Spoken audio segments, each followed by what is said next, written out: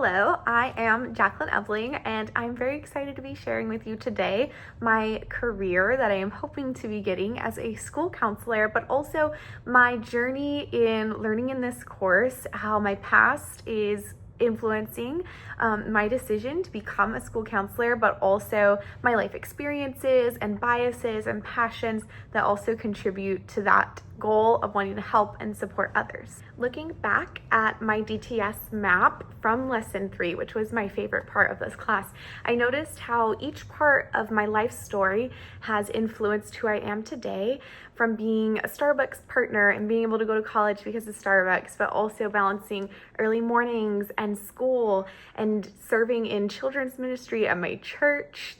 All of these experiences, plus some things from my childhood, have all impacted my development of patience and empathy and communication, which are all really important qualities of becoming a school counselor. Another lesson that really stood out to me was lesson 4, when we watched the TED Talk that is called "We Have to Walk Boldly Towards Our Biases." Taking the implicit association test did help me a lot recognize subtle ways where my personal thinking can be shaped so that it can push me towards more self-awareness in both personal and professional places, which would help me ultimately be a better school counselor. As I shared before, I do want to become a school counselor, specifically a high school counselor, so I wanted to share some more light onto what that looks like and what I hope for in the future. Specifically, I want to be a high school counselor because I work with a lot of teenagers in my church ministry. So I am a youth leader in youth ministry, and I also spent a lot of time in my life in my high school years where I wished I had a counselor who really helped me more with the hard parts of life, not just the future and what was coming for college, but was dealing with and helping me with the things that I was currently walking through. My interests are in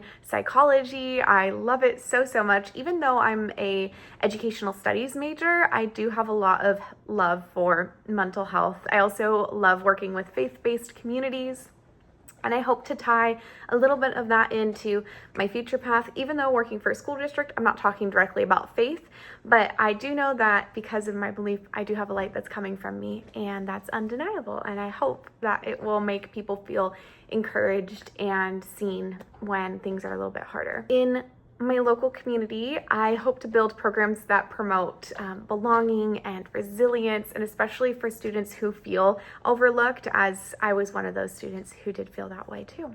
To reach the goal of becoming a school counselor, I do have to hit a couple of things before I become a licensed counselor and then also credentialed in the state of California. The first being, I need to complete my bachelor's here at Arizona State in Educational Studies, and then I plan to apply for my master's degree at Sonoma State University for a master's in counseling with a specialization in school counseling or clinical counseling. After that, I need to hit the required hours in the state of California of supervised counseling, and then from there, I also need to do the testing for my credentials to become an educator in the state of California. I probably will be finished with this in about 2031.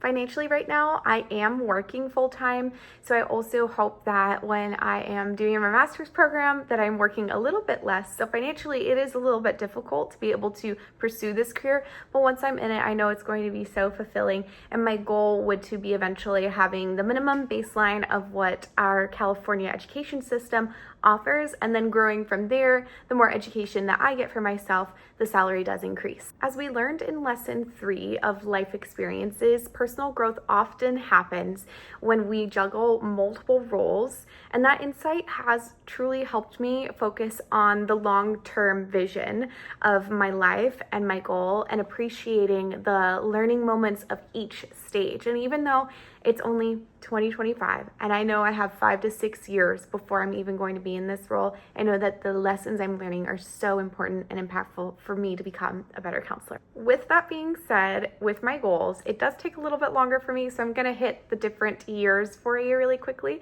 so that you can get a better understanding of where I might be 3 years in 2028. Hopefully, I will be working towards my master's program at Sonoma State University.